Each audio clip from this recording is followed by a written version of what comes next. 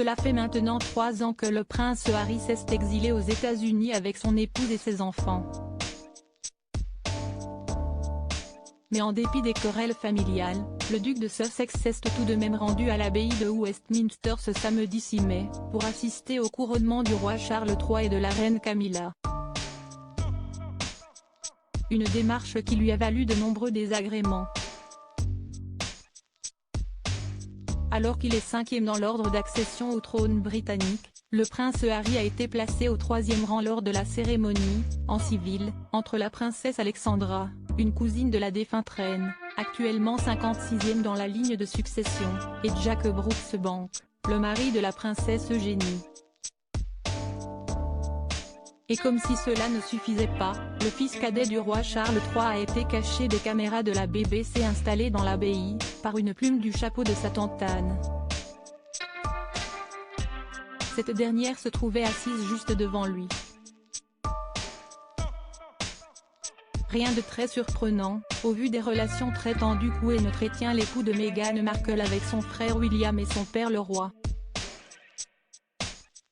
Pour rappel, un livre autobiographique du prince Harry ainsi qu'un documentaire Netflix sur Meghan et Harry sortis respectivement en décembre 2022 et janvier 2023, avaient mis à mal la réputation de la famille royale.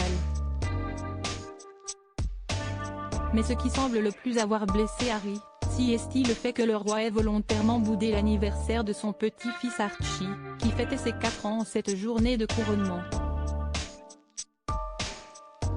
Charles III, de prince héritier à roi d'Angleterre, retour sur sa vie en images. Un rendez-vous manqué pourtant, une source avait confié au quotidien britannique Daily Mail que le roi a envisagé de porter un toast à Archie, avant de poursuivre, mais comme aucun membre de la famille Sussex n'est attendu au déjeuner, il est très peu probable qu'il le fasse en leur absence. Finalement, aucun toast n'a été porté, et aucune allusion à son descendant n'a été formulée au cours de la journée. Effectivement, le duc de Sussex, venu sans son épouse et ses enfants jugés trop jeunes, n'a fait son apparition qu'au moment de la cérémonie. Pas de balcon, pas de repas ni de concert pour Harry, qui a pris le premier avion pour Montecito, en Californie, où il réside désormais, dès la sortie de l'abbaye.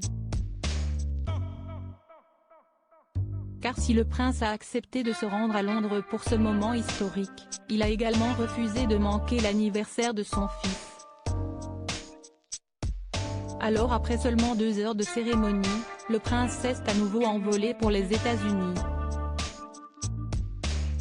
Et ce qui ressemblait fortement à une main tendue en traversant l'Atlantique s'est transformé en humiliation pour le fils cadet du roi. Article écrit en collaboration avec 6 médias. Crédit photo, Avalon Panoramique Best Image.